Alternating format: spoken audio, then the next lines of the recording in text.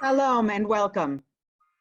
We are honored to bring you together tonight for a very special experience as we come together from around the world to honor Yom HaZikaron, Israel's Memorial Day, the Memorial Day of our soldiers, of those who have fallen from acts of terror.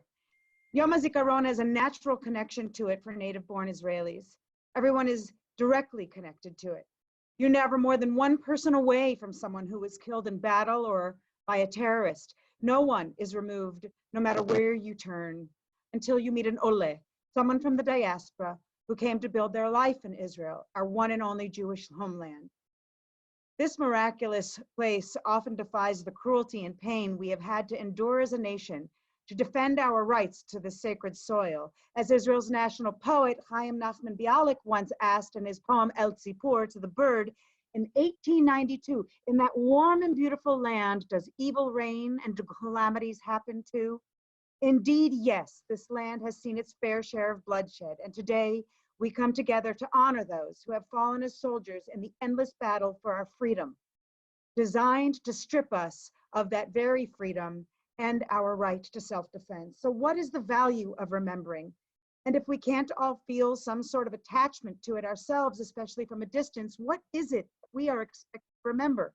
And if we know none of more than 23,000 people we honor on this day, how can we grasp the personal sacrifice and how it makes us feel? Momentarily, we will be hearing together the national siren that will sound throughout our country. And we invite you to stand in silence and to think of all those who have lost their lives as a part of our national story. It is our wish to bring you into the Israeli family by sharing these stories as a source of inspiration. And is the very fact of our togetherness here, we are remembering them. Each piece you will hear is going to be read aloud by a lone soldier, a young man or woman whose selfless sacrifice to our home country gives them a powerful and unique perspective. Join us as we stand.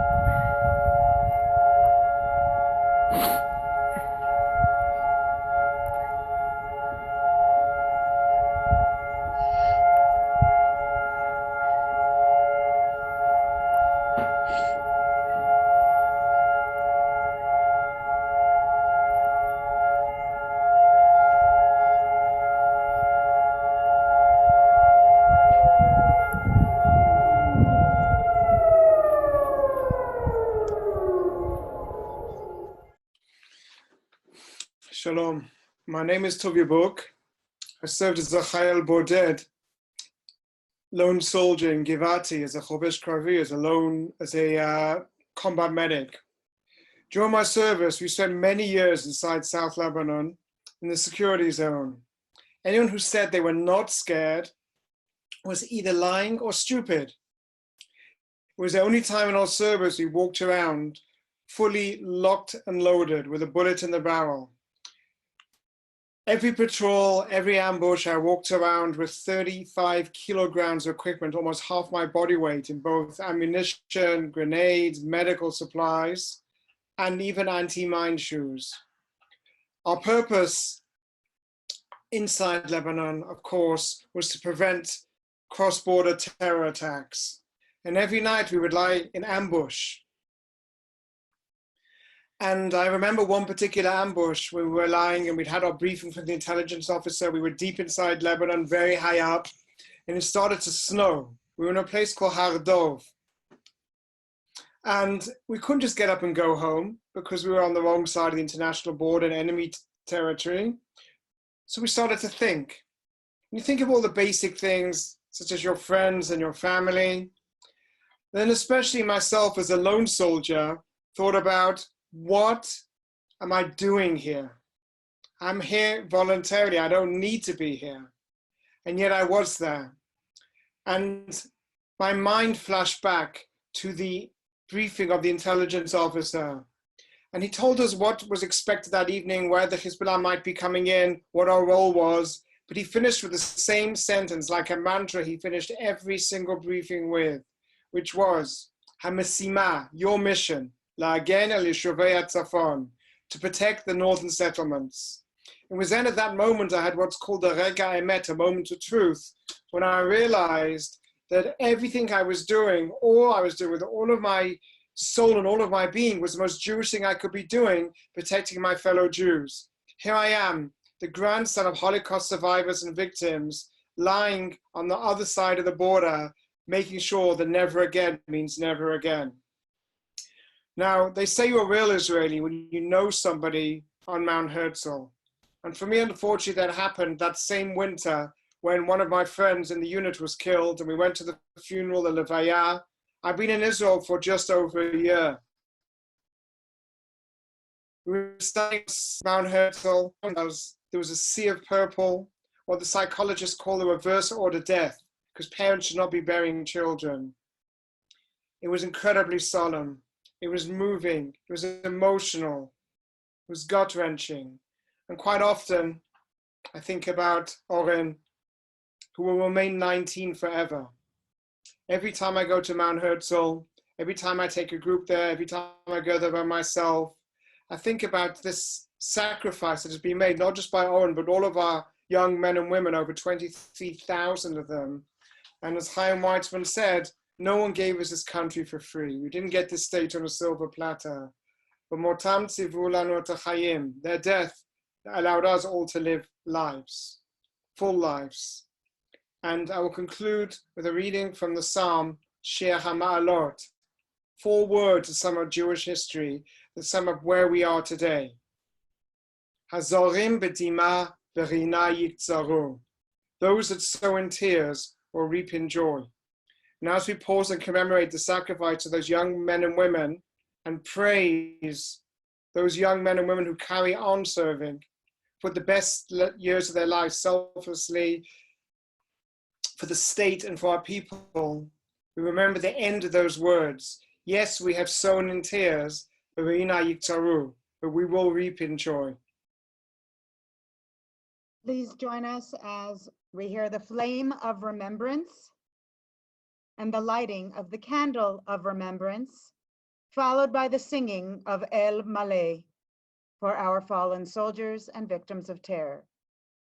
Each year, we light this remembrance torch as a symbol to honor all the heroes and heroines of our generation, the partisan groups, the ghetto fighters, and the underground defenders, the innocent victims of terror attacks, and those who fought in the wars to defend the state of Israel since its establishment.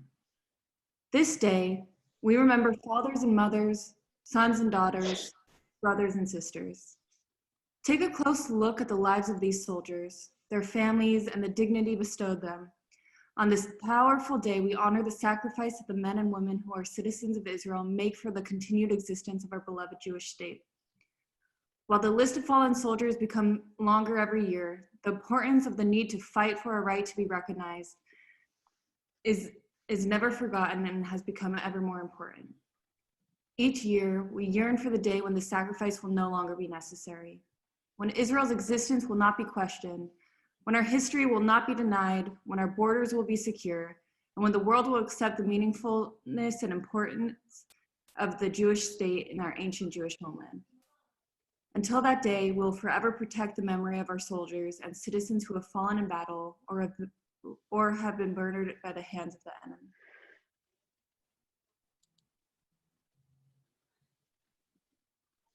El male rachamim, shochen b'momim, hametzeh menucha nechona al kanfei hashchina. במעלות קדושים טהורים וגיבורים כזוהר רקיע מזהירים לנשמות הקדושים שנלחמו בכל מערכות ישראל במחתרת ובצבא ההגנה לישראל ושנפלו במלחמתם ומסרו נפשם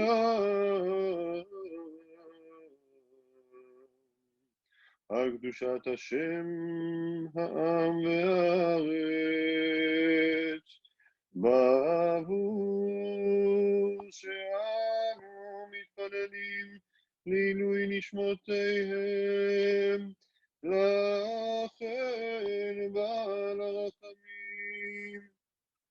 יסתירם בסתר כנפיו לעולמים ויצרור מצרור החיים את נשמותיהם אדוני הוא נחלתם בגן עדן מנוחתם וינוחו בשלום על משכבותם ותעמוד לכל ישראל זכותם ויעמדו לגורלם לקץ הימין ונאמר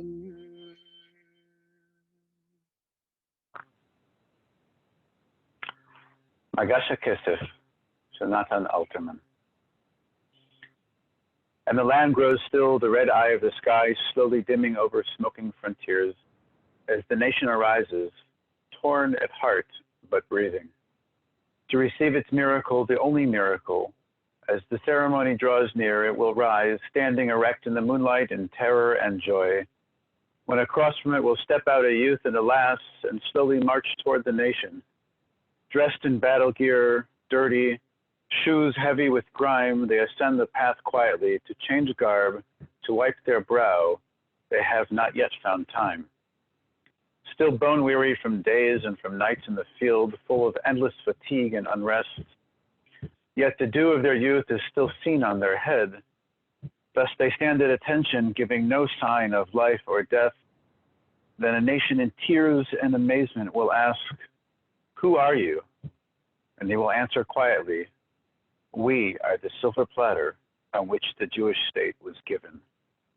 Thus they will say and fall back in shadows, and the rest will be told in the Chronicles of Israel. Please rise for the recitation of the Mourner's Kaddish. יתגדל ויתקדש שמי רבה, ועמד יברך חירותי והמליך מלכותי, בחייכון ובימיכון ובחיי לכל בית ישראל, בעגלה בזמן קריב מואמן. יהי שמי רבה מברך לעולם עולמי עולמיה, ברח וישתבח ויתבע ויתחמם ויתנשא, ודע ויתעלה ותעלה לשמי לקודשה ברכו, ועלה מכל ברכתה ושכתה, תשבחתה ונחמתה, דמרה מעלמה ועולמו, אמן. יהי שלום רב משמיים וחיים עלינו ועל כל ישראל ואמרו אמן. עשה שלום במרומיו, ויעשה שלום עלינו ועל כל ישראל ואמרו אמן. 2,688 Israeli soldiers were killed in the Yom Kippur War of 1973. They fell defending their country against 6 invading Arab armies. I wrote this poem when I was a soldier in the memory of an unknown tanker in the 7th Armored Brigade on the Golan Heights, where 170 Israeli tanks without night vision tried to defend the border against 1,400 Syrian tanks equipped with the latest technology. I was inspired by Rabbi Howard Kahn's at my bar mitzvah and his. When I was 18, I left home for college and became an adult. When he was 18, he finished training and became a fighter. When I was 18, my teachers taught me to think critically and analyze texts. When he was 18, his teachers taught him to shoot a tank and analyze enemy positions. When I was 18, I studied the map of my university campus and learned the way from my dorm to the classroom. When he was 18, he studied the Golan Heights and learned the route through the hills to the battlefields. When I was 18, I asked God's forgiveness on Yom Kippur and his guidance that I might live an honorable life. When he was 18, he asked God's courage on Yom Kippur and his guidance that he might defend his country with honor. When I was 18, I cherished my relationship with God. When he was 18, he questioned his relationship with God. On Yom Kippur of my 18th year, I lifted my voice and sang out for forgiveness. On Yom Kippur of his 18th year, he lifted his Uzi and his bullets sang out their fury. On Yom Kippur of my 18th year, I held beliefs that were unfounded, smug in the confidence of my youth. On Yom Kippur of his 18th year, he held the northern border in a tank without ammunition, fearful of the imminent Syrian offensive. When I was 18, I was called up to the classroom to speak to my fellow students. When he was 18, he was called up to heaven to meet his fellow heroes, Judah Maccabee, Simon Bar Kokhba, and Yosef Trumpeldor. When I was 18, I began my journey through adulthood. When he was 18, he ended his journey through this world. On Yom Kippur of my 18th year, I studied the Torah, prayed, and lived. On Yom Kippur of his 18th year, he studied field maps, fought, and lives now in each of us. The club no one wants to belong to. From the moment we got the dreaded knock on the door informing my family that my younger brother Ari, a sergeant in the Palachan Brigade's anti-terror unit, had been killed in battle, I suddenly found that I belonged to a whole new crowd, one from which I can never escape. Our members are spread far and wide, and they come from every sector of society, rich and poor, Sephardi and Ashkenazi, immigrants and Sabra. Generally, they go unnoticed, blending into the general populace, but other members of the club can spot them. They're the ones standing off to the side, shedding a tear at a friend's wedding, hoping no one will notice them as they think of their sibling who will never marry or bring children into the world. They're the ones choking up while lighting Shabbat candles, recalling the good times when the entire family sat around the Shabbat table. They're the ones who stop in their tracks and stare at the Yortzeit candles while shopping at the supermarket. It takes a certain type of person to say, okay, I'll answer the call. I'll do what it takes. And if it comes down to it, yes, I will give up my life in defense of something I feel so strongly about, in defense of the people I love. It is because of the sacrifice of our soldiers that the Jews have a place they call home, a place where they can live freely, a place where their identity as Jews is intrinsically tied to their nationality as Israelis, a place where Jews can come from other places in the world and join the ranks of soldiers to fight for Jewish life, Jewish dignity, and Jewish survival. Remember the fallen so they won't become the forgotten. And please remember the lone soldiers who are out there right now, giving it all they have to offer. Just as we remember everyone who is no longer with us, we also have to look to the future, to the ones who are there now and the ones who will come. Before you go to bed, when you arise, And when you hear the news distorted about our brave soldiers, stop and think about those who are out there, giving it their best in hope of a better, a safer country. Prayer for the IDF soldier. As a nation, let us unite in our commitment to the future of the State of Israel and the security of our sons and daughters who serve to protect her. He who has blessed our forefathers, Abraham, Isaac, and Jacob, may he bless the fighters of Israel Defense Forces who stand guard over the land and the cities of our God, from the border of Lebanon to the desert of Egypt, and from the great sea unto the approach of Avra on the land, in the air, and the sea. May the Almighty cause the enemies who rise up against us to be struck down before them. May the Holy One, blessed He, preserve and rescue our fighters from the trouble and distress, and from every plague and illness. And may He send blessing and success in their every endeavor. May He lead our enemies under our soldiers. Sway, and may He grant them salvation and crown them to victory. And may there be fulfilled for them the verse, for it is the Lord your God who gives with you to battle your enemies and to save you. Now let us respond, Amen. רצית לעוף, רצית כבר הלאה, עם חצי חיוך, עלית למעלה,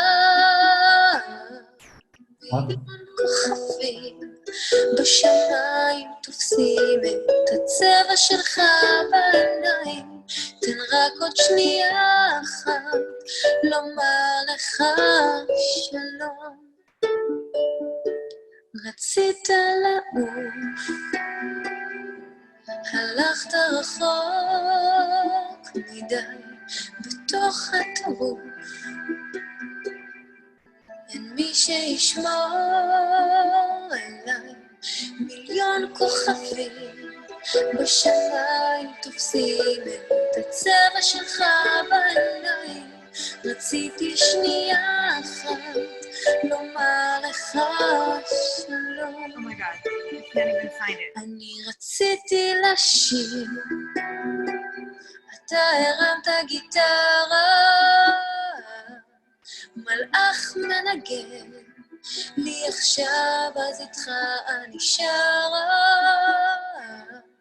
מיליון כוכבים בשמיים תופסים את הצבע שלך בעיניים, רציתי לשיר לך, לומר לך שלום.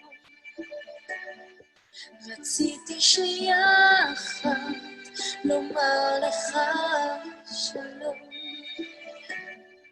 תן רק עוד שנייה אחת לומר לך שלום. ביי טוב. In defense of all of us, a slow, loud boom that bellowed from the heart of the Jewish people. I closed my eyes, and in an instant I was transported across the history of the Jewish nation. As the sound of the siren wailed mournfully in the background, it took me back not just to the history of the state of Israel, but of the land of Israel itself. I thought not just of the soldiers of Israel who died bravely defending their families and their country. I thought not just of the victims of terror who had their ordinary lives ripped away by explosions of hatred and bullets of intolerance. I thought also of the many Jews who had fought back against tyranny, from the Greeks to the mighty Roman Empire. And I thought of Elazar ben Yair, who held out against the 10th Legion of the Roman army atop the lonely desert fortress of Masada. What they all had in common was their love for this small patch of land in a tiny corner of the world, the same patch I was standing on. As the siren that cried tears of sadness for those lost continued around me, it also proclaimed with pride the determination of the Jewish people to be free in its own land. I watched and listened as the names of those who had grown up in this kibbutz were called, those who had gone off to defend their homes and their loved ones but did not return. The tears were real and painful and heart-wrenching. The bond of this people is strong, and those soldiers who fought to defend the people of Israel were not only defending the citizens of Israel, they were also defending the children of Israel. No matter where they are, in the world. As we come to the end of our meaningful ceremony, we have tried to provide for you the voice of the soldier, lone soldiers who came from around the world in order to volunteer in the Israel Defense Forces. It is an incredible opportunity for us to hear through their voices what it felt like, what it meant to them to have this powerful connection. Many of us who never met somebody who fell in a battle or in a terror attack might feel that this day is disconnected from us, and yet we share in its destiny and in its legacy. We carry on this torch of memory for today and for future generations, that we may pass it on to our children, that we may be able to encourage a continued memory. Let us recall their lives, their memories. Let us continue their legacies of love and sacrifice, so that all these will not have been in vain.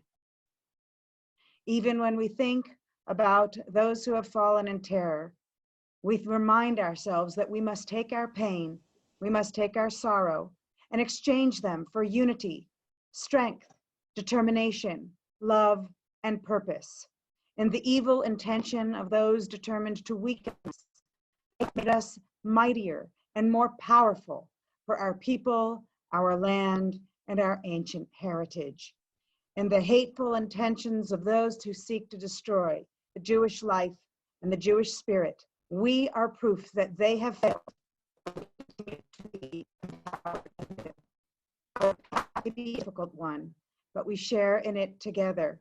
We want to recognize and thank all of the lone soldiers who joined us tonight and our organizational partners who helped to make tonight's program possible. We are greatly appreciative for the hundreds around the world who are joining us, and we know that you are doing everything you can to carry on the memory, to feel connected, and to feel Israel at home wherever you may be in the world.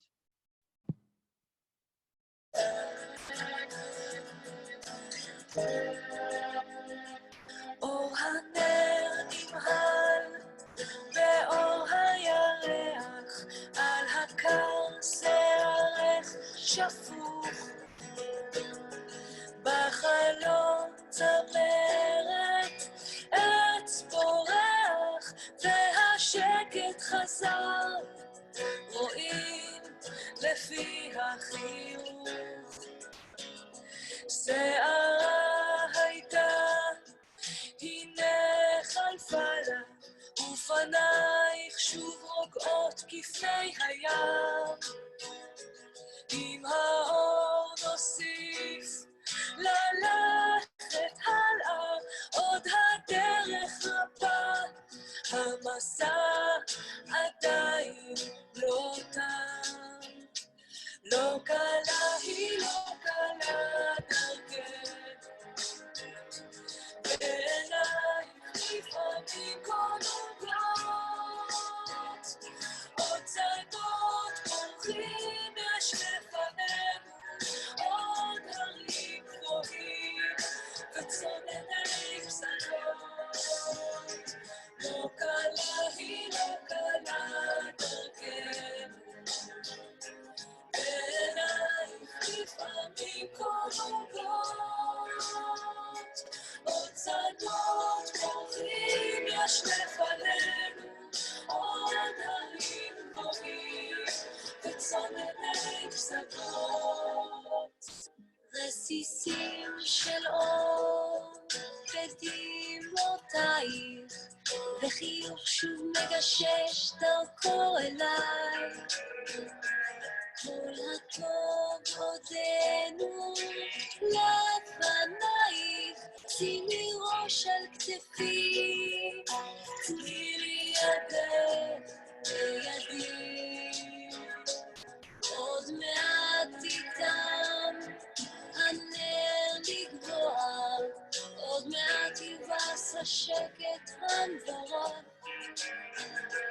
תמולת היום תתחיל לפגוע, לא תלכי לבדך, אני שם איתה.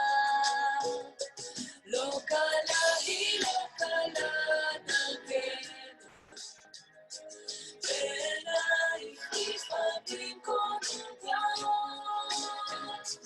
הצדות פורחים יש לפנינו, עוד הרים גבוהים וצונני פסגות.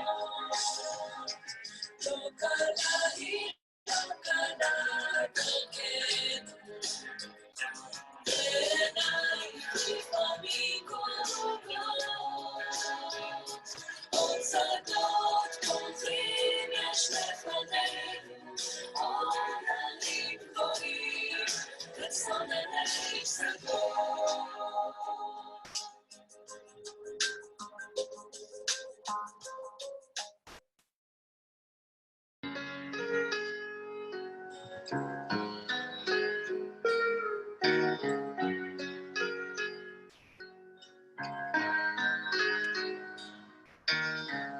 הגוזלים שלי עזבו את הקן, פרסו כנפיים ועפו, ואני ציפור זקנה נשארתי בקן, מקווה מאוד שהכל יהיה בסדר.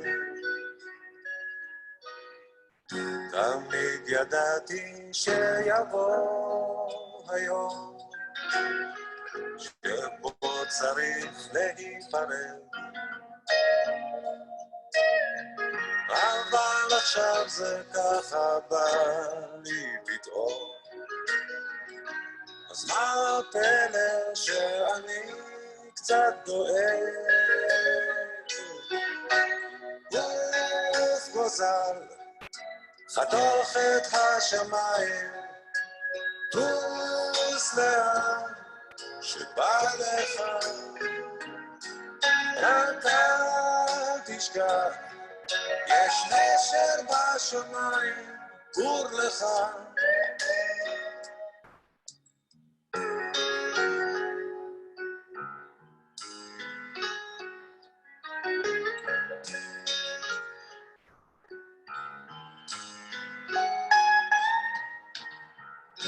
עכשיו נשארנו לבדנו בקן, אבל אנחנו ביחד. חבקי אותי חזק, תגידי לי כן, אל תדאגי, ביחד כיף להזדקן. גוף גוזל חתוך את השמיים, טוס לאן שבא לך, רק אל תשכח, יש נשר בשמיים, גור לך. אני יודע שככה זה בטבע, וגם אני עזבתי כן, אבל עכשיו כשבא הרגע אז מכניס קצת בגרון, מכניס קצת בגרון.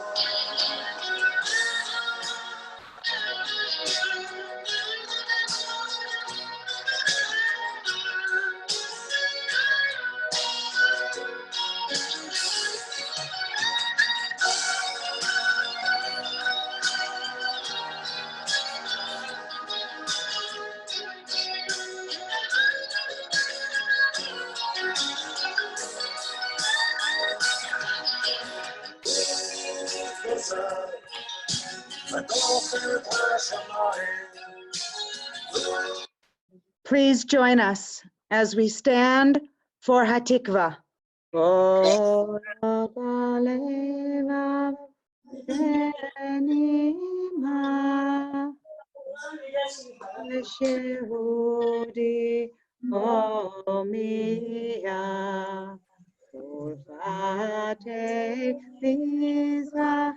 קדימה.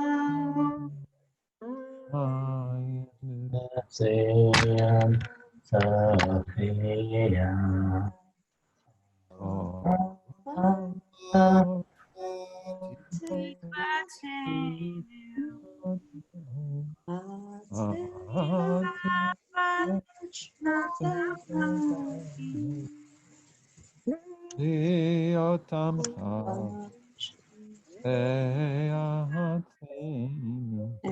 Eretz Zion Yerushalayim V'yotam chafshi V'yatzim Eretz Zion Yerushalayim V'yotam chafshi V'yatzim Eretz Zion Yerushalayim. Our ceremony has come to an end, and we would like to welcome you to a unique presentation to be run by Eitan Rund, who is exploring the Old City 1948. Please stay with us and enjoy the experience of learning about this tremendous and powerful battle in the heart of a nation. Okay, hi everyone. First of all, thank you very much for joining. I hope that this presentation, Alana, if you can just, somebody give me a thumbs up that you guys can hear me well and we can get started. Okay, beautiful. I hope that this presentation I'm going to be doing now, that'll hopefully last, I hope, only 45 minutes. Will hopefully make this Memorial Day be more meaningful. Since this is more similar to a virtual tour than anything else, I'm going to share my screen, a presentation right now. You guys, whoever's on the computer, can right now scroll the mouse to scroll my face that you guys can see. It's usually a little box. If you can scroll it to the left bottom corner, you will see better. The pictures will be blocked off less that way. So that's what I recommend, to scroll it over to the left bottom part. And let's get started. But I decided to talk about 1948 and the Jewish Quarter because the Jewish Quarter is probably the most trivial place that we have. We always visit before you go to the Western Wall or just on a tour or we usually think about it as a place to get falafel, shawarma, or some souvenir. We don't usually look at it like as a place where there was an insane battle which took place over there, which was the case. If I compared to more recent events, let's say if I look at what happened in the Jewish Quarter, if I look at what happened in the Gaza Strip in 5 years ago, and I compared for a minute, so Protective Edge, there were 70,000 soldiers that were called up. The Jewish Quarter had only 160. The campaign there took 50 days, and the Jewish Quarter took one-fifth time, a little less. And the Jewish Quarter is about 4,000 times smaller. Yet in both places, both in the Jewish Quarter and over there were the same number of soldiers killed. So the Jewish Quarter is like an extract. Where they basically take the Gaza Strip and the same thing happened there, but it was way more intense, and one-fifth the time in a much smaller area and much less number of soldiers, the same number of casualties, then I can look at it again as the most trivial place which I visit and actually see what actually happened there. The Jewish Quarter, what happened there, a brief introduction in 1948, the UN come up with a great plan to divide this country into two. But what happened the day after the partition plan was many Arabs in the Old City area were not happy. The Jewish people were dancing all night. The Jewish newspapers are counting their chickens way before they hatch. They say the Jewish state has risen, yay, so happy. The Arab newspapers look like this. You don't have to read Arabic to understand that down here it says Dawlat al-Yehudiyya, the Jewish state. You don't have to have a PhD in Arabic studies to understand these Arab canons say Arab states all around. What they're trying to say is you can go declare independence, but what happened de facto was that the War of Independence had begun the next day. Right where I made a little tiny arrow on the screen is Mamilla Street. I'm sure many people are familiar with Mamilla. The following day, many Arabs, I don't know if it was thousands or many hundreds, but a lot of Arabs came out of the Old City and were opposing the UN resolution that they made there, the plan that they had. And this demonstration very quickly became violent, and they started waving metal rods all around, and they bashed down a lot of Jewish shops. If I look at them bashing, if I look at this picture of them looting the shops in Manila, I can look at the right side here and I see British, which are right there in the picture. They're basically apathetic looking at it. And at this point, the British didn't want to get involved. They didn't want to help the Jews or help the Arabs. They were not pro-Jewish or pro-Arab. At this point, they were pro-British. They were thinking, we are leaving Israel. We don't want to get involved. In places where there were a lot of Jews, it was helpful for the Jews. In places where the Jews were outnumbered very tremendously or very big time, then it was very bad for the Jews. After the Arabs finished looting everything they wanted, they basically took out the merchandise that was left and they torched it. By that afternoon, Manila looked like this, and the next morning, this was a picture that different reporters took. If you look here on the left side, by the way, this is where Aroma is today, and Manila gets like a little curve. You can clearly see it in the picture. That's where Roladin, Aroma, and at the end, Ramon Cafe are. Afterwards, Alan Cunningham, the chief British commissioner, comes over and he looks at it and he says, "Oh my God, I can't believe the whole road is burnt. Oh dear, oh my." And he puts up guards to guard the street. If I look at Manila, this picture, which is totally burnt and the street, what's left in the street is in shambles, I can look carefully at this picture and I can circle a British soldier who's standing there.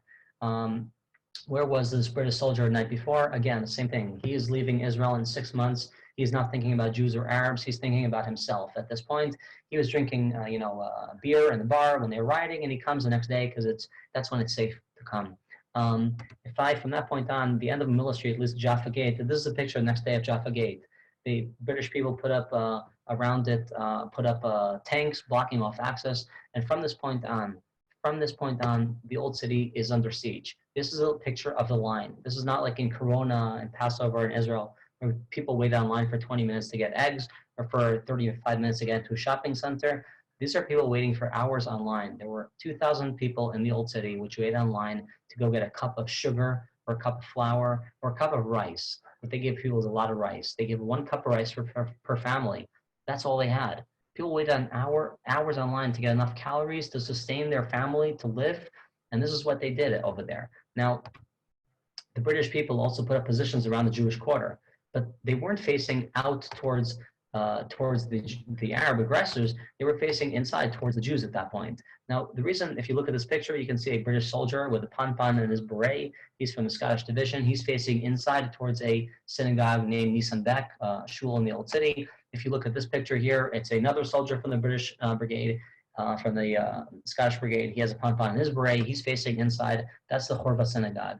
Now, they're not facing out at the Arabs. They're facing in towards the Jews. Or in other words, they're not trying to watch the Jews. They're watching the Jews. They're looking very closely at them. And in a minute, I will explain why they're looking so closely. There were a lot of benefits doing that. But if you aim out at the Arabs, you might get hurt. And if you aim inside at the Jews, the chances of you getting hurt were much smaller. So they didn't really do that. If I look at the Old City population-wise, what does it look like? I had in 1948 in the Old City, I had about 2,000 Jews, but I had about 40,000 Arabs. Today the numbers are a little different. There are 2,600 Jews and about 2,900 Arabs. Then it was a little different. There were more Arabs and there were a little less Jews. You don't need to be a mathematician to understand that you're outnumbered 1 to 20. And this is very, very, very challenging. If you're outnumbered 1 to 20, your odds of survival are very, very small. Let's say not all the Arabs were in charge, were combatants, and I'm sure that they weren't all. Let's say only 10% were.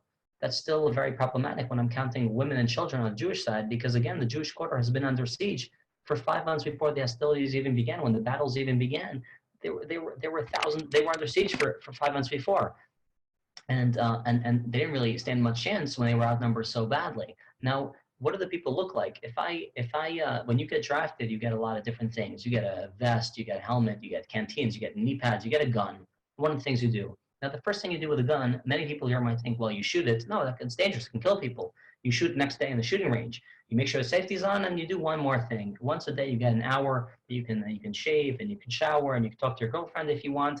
Well, I got news for you. In that 1 hour, this is what every single soldier would do, and every single youngster who's listening to us, or every single person here who has younger kids knows this is probably the case. You take 100 selfies with your gun. This is me. When I was lowest on the food chain in the Army. I was a new trainee 15 years ago in paratroopers, and I took 1 million videos. This is before smartphones. This is like an actual film that I had to spend money on developing to go and get a picture of me taken. And I'm holding a bunch of guns, showing off. This is what we did every single day. The same exact thing I did, an Arab did 50 years older than me, or 58 years older than me, and I'd like to introduce him. Let's say his name was Abdallah at this point, and he's showing off a picture. He's putting a gun in one hand and a pipe in the other, like, you know, Sherlock Holmes, like, look, I have class. And he puts a bunch of guns and daggers, and he's trying to show off his pictures to his girlfriends, showing his girlfriend what a macho he is, how many rifles and how many guns he has.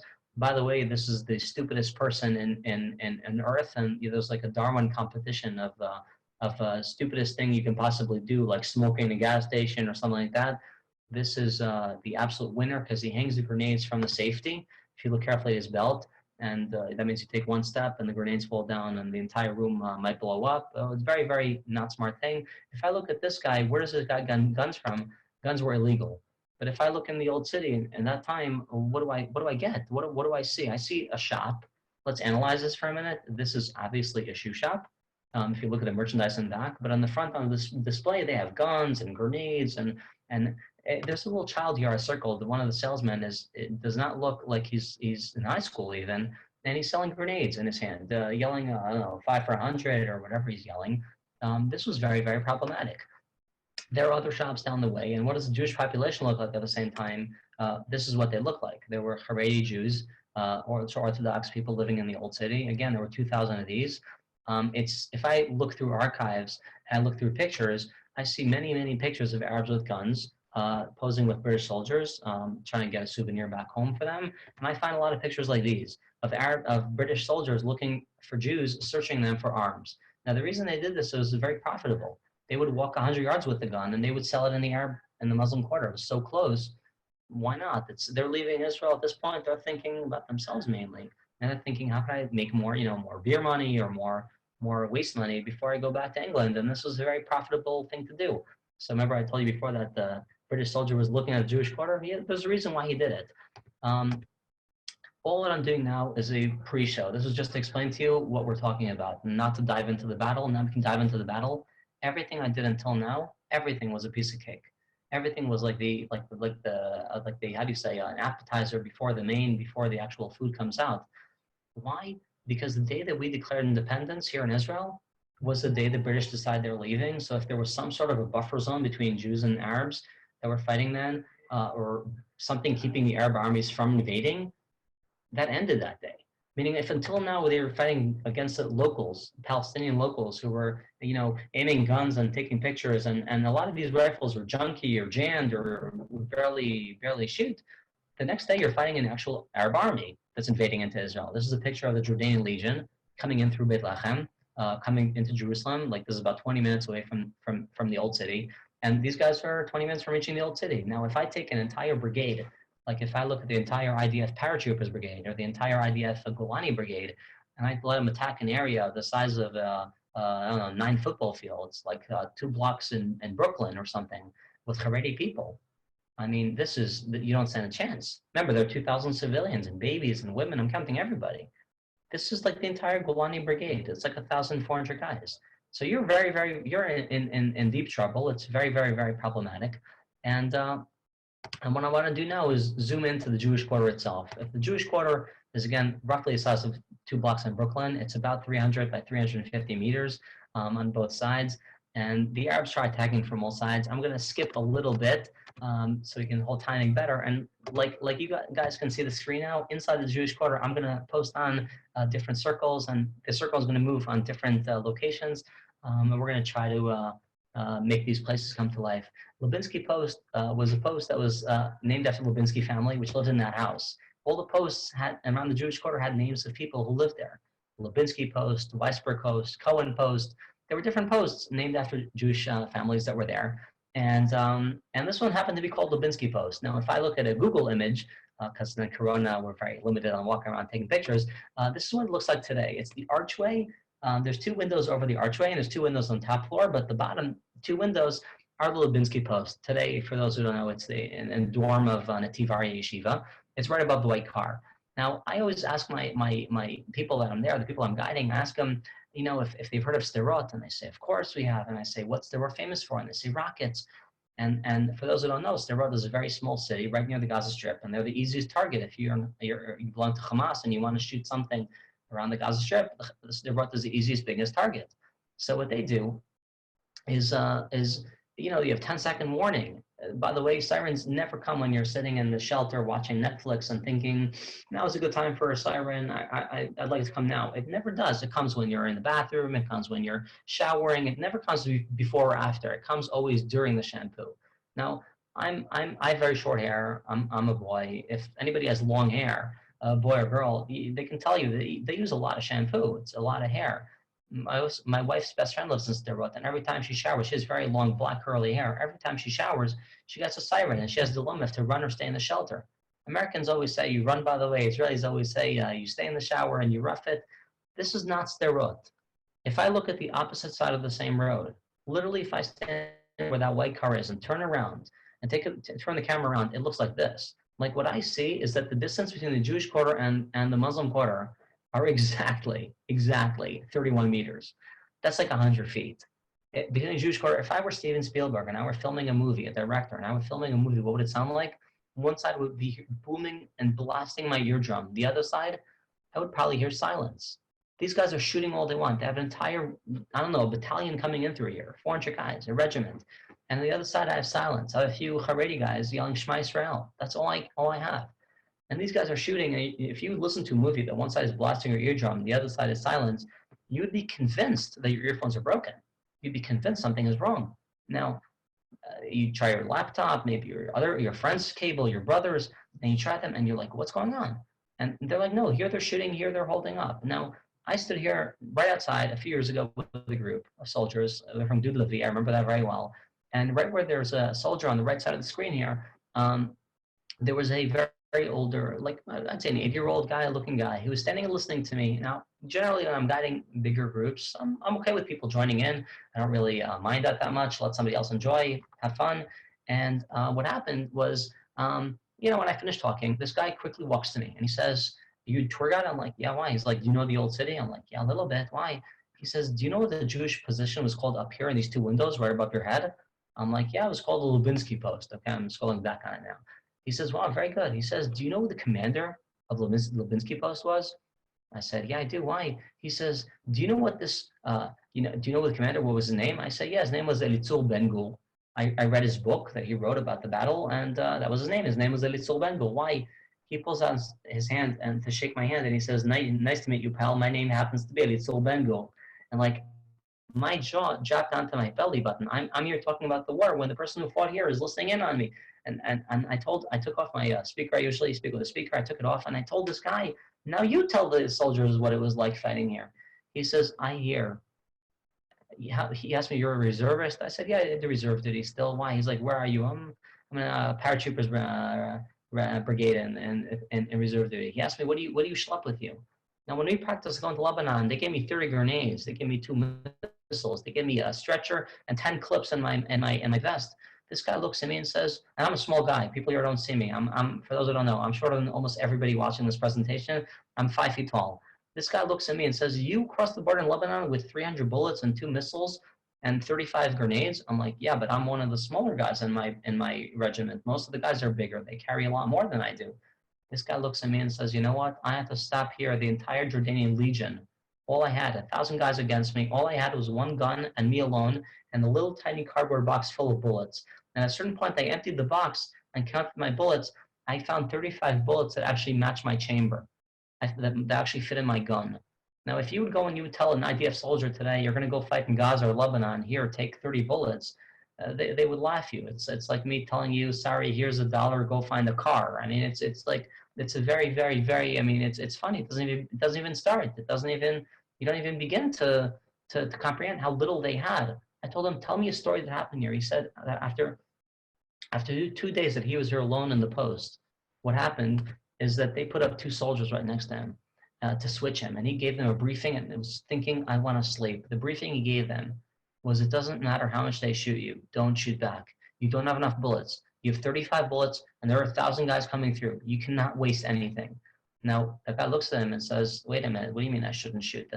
What am I here for if not to shoot?" He says, "You don't have enough bullets. Don't put a mannequin down. Listen, if they all break in," there was a little barbed wire on that, in the middle of the alleyway. He says, "If they break in, climb the barbed wire, then don't shoot them. Shoot the officers. Try to hunt down the guys who have ranks. You have to look at my shirt for a minute. Officers have ranks over here on top of the shoulder and not on the side. They have different ranks. So he says, find the guys who have ranks up on top, and you can hopefully shoot them so that we can maybe hurt their chain of command, and the commanders might be gone down a little bit. He says an hour later he wakes up after he hears screaming. He goes out to the post. He sees a girl screaming near a guy who was killed with a bullet in his face, and he asks, and he told me and all the soldiers it wasn't that he wasn't a normal soldier. He was a normal soldier. He just didn't comprehend that the battle doesn't have the battle there was not a normal battle. He has absolutely nothing to fight with. You're fighting and all you have is 30 bullets. This is, by the way, one second. This is the book that he wrote, Elitzul Ben-Gul. This is a picture of him. I'll say something very sad. He died 3 months ago. He was an older man. So 3 months ago he died. I'm good friends with his grandson. From that post on, I would love to continue down south to one more area. For those who are familiar with the Jewish Quarter, it's near the Kofix. It's the area where the open cardo is, or near Cafe Ne'eman. If you guys look around there, you can easily tell what's new and what's old. Whatever is old in the Jewish Quarter, which is very little of it, whatever is original, is actually what's over there. What's original has screws holding the building together. The walls eventually fall outwards, and the second flight collapses down. So what they do is they screw a long screw through the entire building, and with a nut and a bolt holding it together. Like if you look, it looks like this, okay, all over the Jewish Quarter. Even if it's coated with modern stone, you can tell what's old because there are screws holding it up. What I'm trying to say is that 91%, whoever will walk around the Jewish Quarter tomorrow will see 91% was demolished during the course of the 1948 war. All they had is a handful of people, and the Jordanians blew everything up as they proceeded. The pictures I'm going to show you now are original pictures. That's the Horva synagogue going up in flames. That's all the books and all the furniture. It's a lot of smoke.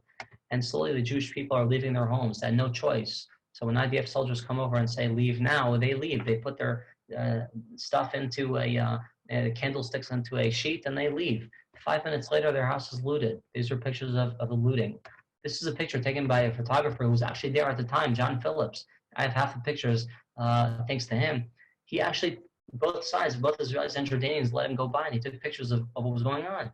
And he took a picture of, here, it's not in Poland somewhere, and during the Holocaust. This is in the old city, in the same Jewish Quarter we visited so often. There's a picture on one side of people leaving their homes, and a picture of it 5 minutes later. This picture is an Arab guy who's looting. I'm showing it not because it's chauvinistic and it's funny, he's walking with nothing, with a little stick, and they're both carrying all the weight. His two wives. I'm showing it because wife number one is carrying something very devastating. I always ask people what this is like, and everybody says, well, barrels. I'm like, look again. This little tiny thing, what she's carrying on her head, wife number one, that's Sephardi Sifrei Torah. She's literally carrying 3 Sephardi Torah scrolls on her head. I don't know if to make more decorations out of the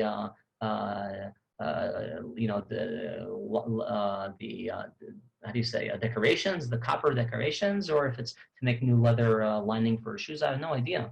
But she's literally carrying Sifrei Torah. From here, I want to walk on to one more place. I want to go to what's called the 4 Sephardi synagogues. There's like a little bunch of 4 Sephardi synagogues in one place. If I look at it, very nice. Today it looks like this. 100 years ago, there actually are pictures of it. They used to look like this. Over here, women are crying. They squished about 1,000 people from the old city into this little area. What they had was 1 bathroom stall for 1,000 people. They had no food. A lot of us have children or nephews or kids that are young, and we can imagine if our younger kid doesn't eat for an hour or two, you start getting kvetchy. We're talking about children didn't eat for days, and they're all sitting in there crying. And Menachem Meyer walks inside. Women are crying, where's my son? Where's my son? I can't, just tell me he's dead. I can't take the tension anymore. Just tell me. And women are trying to calm each other down. And at that point, Menachem Meyer was an officer, walks into the building, and he looks and he sees people by the Ark. The Aron Kodesh was open. And people were there praying right near it. And he scrunches over to the front and he says, what are you guys saying? And one of the guys shows him his thing. It's on Yom Kippur prayer, with a machzor for Yom Kippur, for prayer. And he says, why are you saying Yom Kippur prayer? It's not Yom Kippur now. And they look at him and they say, that's what you say before you die. You say confession. you'd say it also. These guys are in the synagogue saying confession. I want to mention one story of a guy who still lives in the old city, Menashe Penso. Today, 87. He was then 70 years old. Sorry, 89. A 17-year-old kid runs around every one of the posts with a machine gun. They had one machine gun in the old city, and he ran around different posts. Why? So that he can come and he can give a burst of fire in every post. So they would think that we have a machine gun in every position. And one of the posts he gets up, he looks ahead of him, and he sees a Palestinian local, a kid who joined the forces, Jordanians, who recognizes him, his next door neighbor. Abdullah Ibrahim was his name. And he yells at him, Menashe. He recognized him as Menashe. Until today, we worked together. We were friends, but today we're enemies. We're going to outnumber you and slaughter you like you're a bunch of chickens. What does it do to a 17-year-old kid who's there trying to fight for his own life when his next door neighbor shouts to him, you guys are surrounded and we're gonna fight you till the end. Now, when I leave the synagogue, if I take a sharp right, I walk down an alleyway, and I can talk about something very, very sad. I don't have pictures to back this, but the youngest soldiers that we commemorate on Yom HaZikaron died in the old city. Youngest, I'm talking about 13, 14, 10-year-old kid. Younger children. Ask me why. What do younger children do? Every single post has to have a younger kid in it. Ask me why. Because you can't run around a 12-year-old boy or girl cannot run with with a machine gun that's heavier than them or weighs more than their body weight. What they could do is call for help if something goes wrong. And that's what they did. And every one of the posts had to have a kid with him. Now, these are not kids who watched action movies and wanted to be Rambo. They've seen people hurt. They've seen people wounded. They've seen people screaming with bad injuries. And yet they say, I am willing to fight. I want to fight. I'll stand in one of the positions here. There was a guy here, Menachem Meyer, who I mentioned a minute ago. When he stood in one of the positions here, and a big 120 millimeter mortar shell fell right near his post, his hand got amputated from the shoulder on, and he scribbled a note calling for help.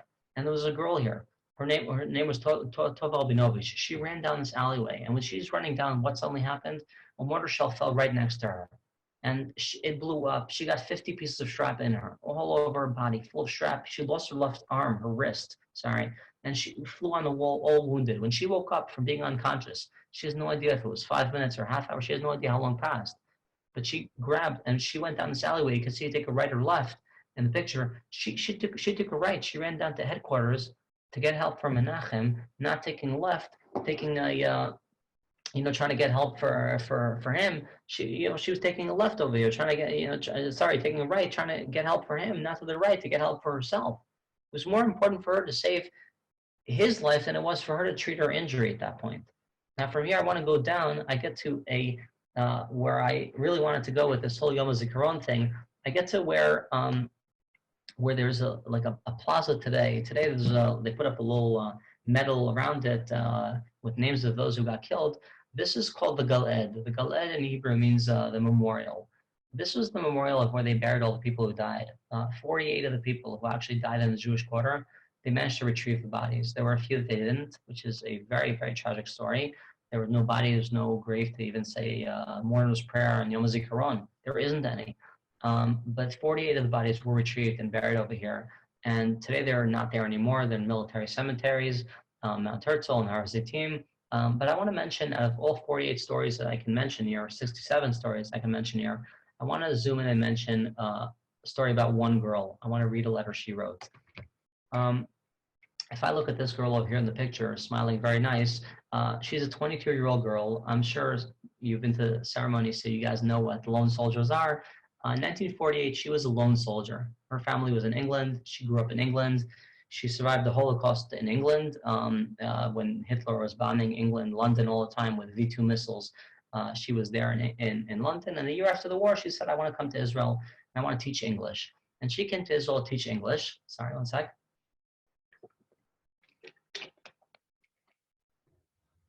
Sorry about that. She came to Israel to teach English. And when the war broke out a year later, the War of Independence, she said, I'm joining the Haganah. I'm not going back to England like many people left Israel. She said, give me a gun. I'm gonna lend a hand. I'm gonna fight as well. What happened is, as she joined the war in the Jewish quarter, where it was the most difficult battle to fight almost, where they were they were outnumbered very, very, very severely. And a picture that's much more famous of her is this picture over here. A day before she died, a good friend of hers, a guy called Meir Steinberg, died in her hands. from loss of blood. He was literally bleeding for 3 hours. There was nothing to do with him. And she was just sitting by his bed, and she cried and cried, and he just closed his eyes and never opened them again. She later, the day after that, got wounded very badly. She got a piece of strap roughly this big in the side of her thigh. It hurts like she was stabbed. There were no painkillers, no Advil, nothing that they can possibly do and deal with.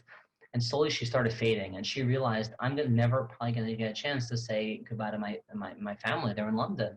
And she quickly writes a note to her parents. And what does she have to write to her parents at this point? You'd expect a 20-year-old girl who is losing her life. Her best friend died a day earlier in her hands, and they're losing the war, and she's about to die and never see her family again. You'd probably expect a person like that to be broken, to be shattered. And what she has to write to her parents is a very, very emotional letter. I'm quoting a letter right now. She writes, "Dear Mom and Dad, if you even receive this letter, I'm assuming it's a little messy. I'm writing it to you to beg you, no matter what happens to me, please try to accept it in the spirit that I would want you to. Understand, I don't regret coming here to Israel at all. We've had a fierce battle. We've experienced hell here on earth, but it was well worth it, because I'm convinced that one day we were going to have a Jewish state, and all of our dreams will come true." I stop at this point with a lot of people, and I ask them, did anybody notice anything weird about this letter? And the weird thing that I find about this letter is not that she has a lot of energy, even though you'd expect a person like that to be shattered. The thing about this letter is that she writes it in plural. She writes the letter, we have had a fierce battle. We have had a Jewish state. Our dreams will come true. We've experienced hell here on earth. And she writes a letter in plural. And this, I think, encompasses the entire Memorial Day and the vibe that we feel and the vibe the soldiers feel when they give. This encompasses the whole thing altogether. These people did not fight for themselves. Esther did not fight for herself. She thought, you know what, if I need to do it, then I'll do it. There's a price to pay, and if I need to be that price to pay, I'm willing to pay it. I'm willing to be that price. And that's what she writes. I won't see it, but we are going to have a Jewish state. Like our dreams will come true. She's feeling a very, very strong feeling of collectivehood, which is what, and a lot of times in other countries we don't feel it, but here in Israel, we really do. Why do people feel Memorial Day so strong? Memorial Day in America, a lot of times, is a day of sales. People go shopping on that day. Here in Israel, people feel a feeling of respect because they feel like these people commemorated their lives or gave their lives so we can live. So we can go shopping, or so we can enjoy ourselves, or so we can see different things and go shopping and go to school and go to kindergarten. That's why they did it. They did it for me. They didn't do it for themselves. It's for me. And that's why people are so respectful of this day. That's why people feel so strongly. They feel a very strong feeling of collectivehood. And they feel like these people gave themselves for the collective. I'm not holding back. One last paragraph I'm gonna read from her letter. She writes, here in this holy city of Jerusalem, I am proud to pay the price it might take to redeem it. And don't think I took stupid risks. It's not worth it when you're so low on manpower. I hope you get a chance to meet one of my friends who survived, and then them talking to you about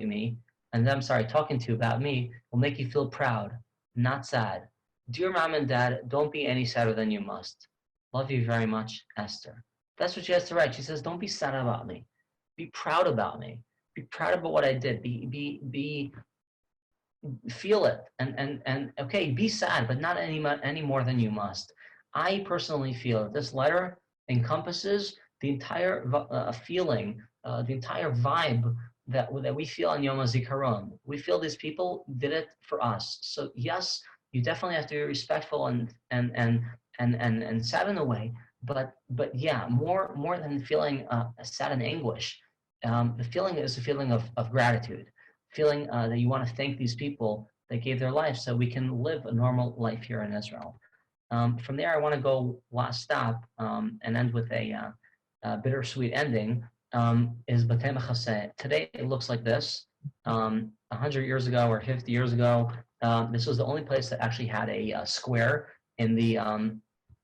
This is the only area in the Jewish quarter where they actually had a square. This is what it used to look like, and it was a really big square. And what happened over here is they squished in all 2,000 people that were left here in the old city, and they put them in. And what happened is they ran the last bullet out, ran out of ammunition.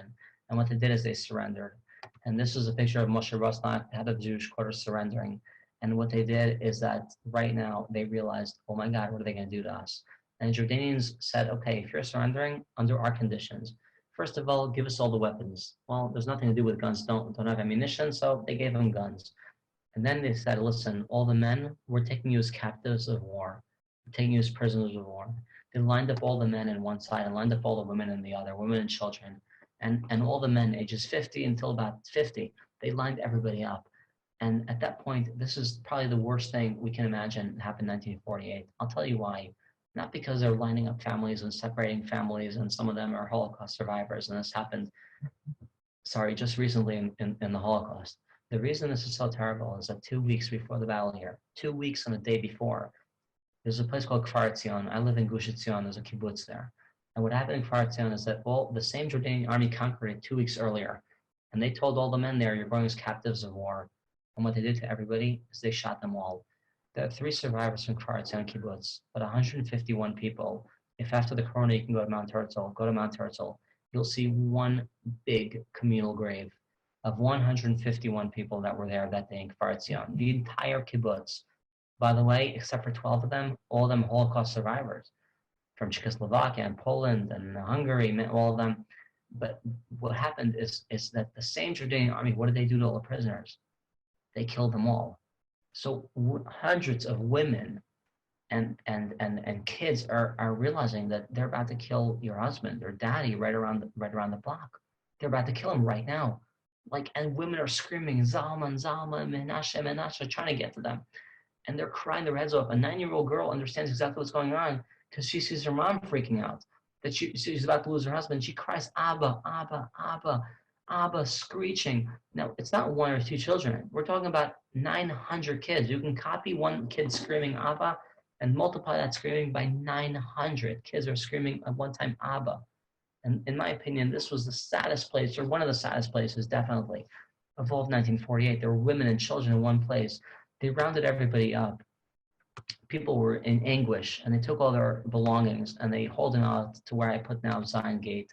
If you look at this picture of people leaving the old city, people were convinced their husbands and their parents are about to be killed. I always look at this picture and notice the girl on the right bottom side screaming, I'm assuming screaming Abba, Abba, leaving her daddy behind and convinced that they're about to kill him around the block.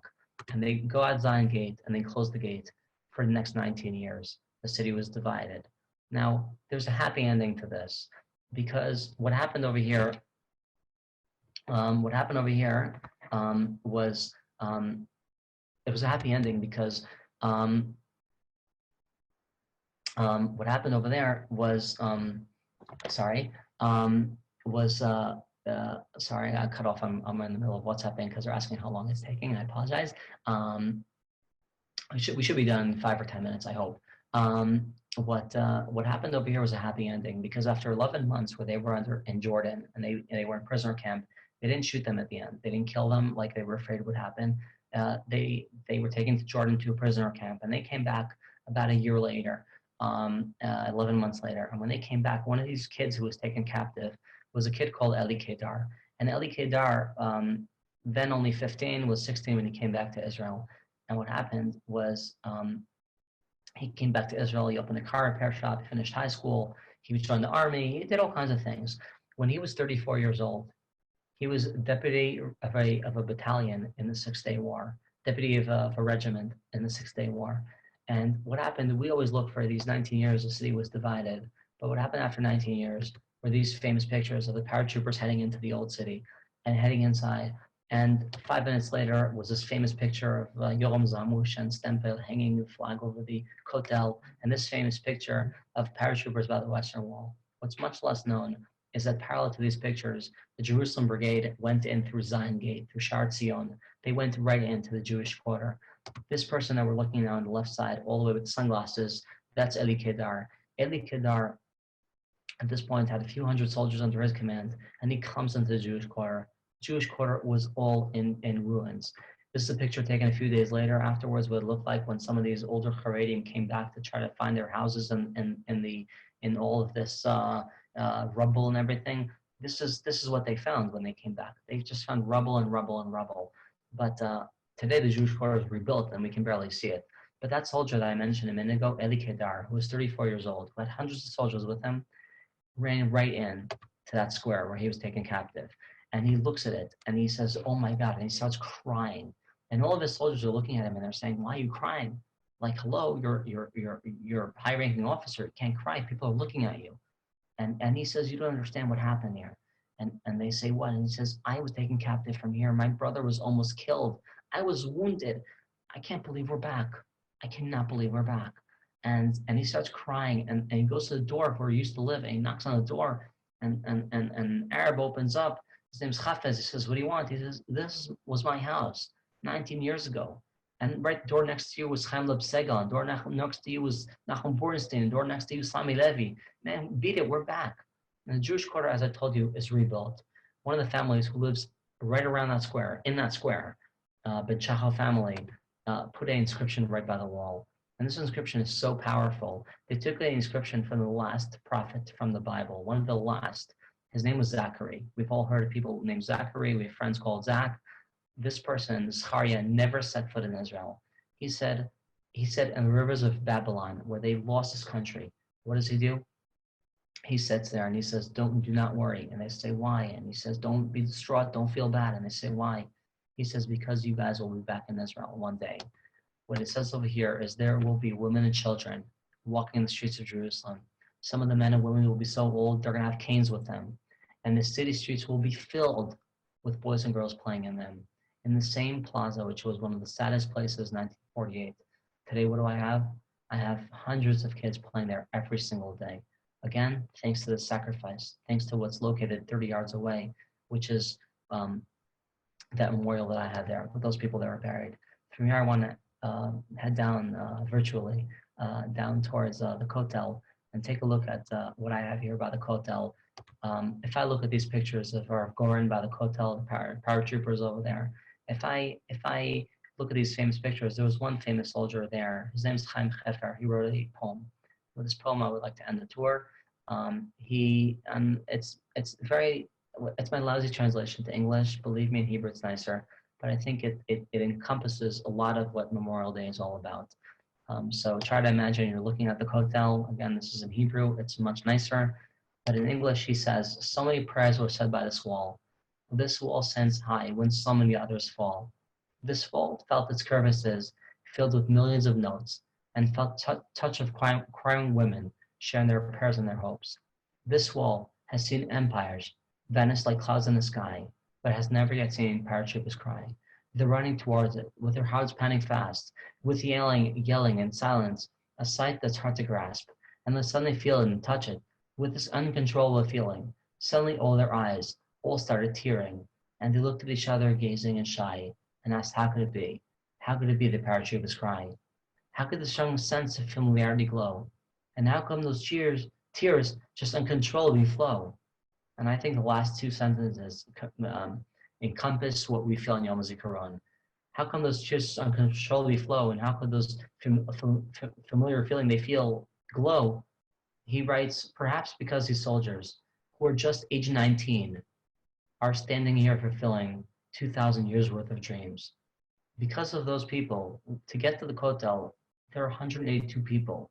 We have them from Mount Herzl all the way to the military cemetery in Kiryat Bialik, all over from Kerem Ben Zimra, which is by the Lebanese border. Some of the people who died. We have this thanks to a huge sacrifice that was made. And let us not forget that what we take for granted a lot of times is not something that we should take for granted. If we visit the Golan next time, or the Negev next time, or Haifa, everywhere else in this corner, every corner in this country, there probably were battles fought.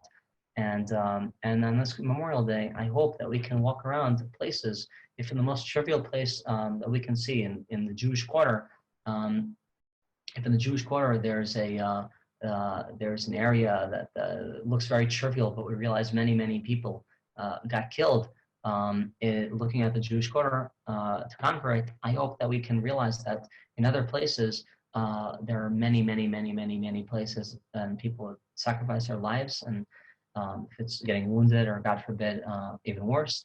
And definitely Memorial Day is a day that we should not just be sad and feel a very sad vibration, but it's definitely a day that we should come and we should commemorate and we should be appreciative and we should look at it and we should ask ourselves. I hope this presentation inspires a lot of us to come and say, how do I want Memorial Day to be a meaningful day for me? I can give a suggestion, and with this I will end. And I will say that I think that people should, if they could, choose one soldier, just one that you want to commemorate this day. Go tomorrow on, they're having Zoom meetings of different families if you can speak Hebrew well enough. And if not, read a Wikipedia page or an article or something written about somebody who's fallen. One soldier, choose one that you want to commemorate and feel appreciation towards on this Memorial Day. And hoping that this Memorial Day, with all the Corona restrictions, should not just be one more day. And hopefully, out of Memorial Day being a day full of appreciation, we'll also be able to celebrate the next day, Yom HaZikaron, and really, really be happy about what we have, realizing what was given in order for us to have it. So thank you very, very much for joining. And that's it. I wish you guys a very meaningful day. I know somebody here wants to have words at the end, so I'm off. Okay, thank you very much. Thank you, Eitan. And my name is Herbert Block. I'm the Executive Director of the American Zionist Movement here in New York. And I want to, first of all, thank our partners from the Israel Forever Foundation, the Am Israel Foundation and their TLV Internationals program, the Israel Jewish Congress, and the team of Ilana Heidemann, Ariana Tipograph, Alicia Post, and everyone who made this event logistically happen today, an important way to connect us all. I thank you for the opportunity to close out our program, and I'll take a personal note to connect what we heard earlier and the presentation from Eitan just now. 14 hours ago, I was sitting at the same computer watching live on Facebook as my son, Joseph Block, had his Tekes Hashpa'ah at the Givati Brigade base in the Negev near the Egyptian border, where he has finished a month of training as a lone soldier. And I've been in Israel twice on, I think, on Yom HaZikaron, and it's always an amazing experience to be there and remember the soldiers and be in Memorial Day in Israel, which is so different from Memorial Day in America in the way it's commemorated and celebrated, and have the experience was different for me this year, beginning the day 14 hours ago with my son now joining the IDF and thinking about the sacrifices that everyone has made who has gone before him, the lone soldiers and those who are resident in Israel, and everybody putting their lives on the line to defend our nation and our people. He is in the IDF with a group of boys from Yeshivat HaKotel who are living and were studying and living the last year and a half in the old city, in the Rova Yehudi, in the quarter, in the very streets that you were showing the history there. And it really connected it all together for me personally. And I hope that we will have a important and meaningful Memorial Day, Yom HaZikaron commemorations tonight in Israel, and in later on when the Yom HaZikaron begins at sunset here in America, and throughout the next day, and then leading into our rejoicing at home for Yom HaAtzmaut in this very unique year, unlike others. And thank you all who've participated and watched. On behalf of AZM and Israel Forever Foundation, our partners, and the Tel Aviv Internationals, we will be keeping you abreast of other programs in the near future. Thank you very much for joining us today.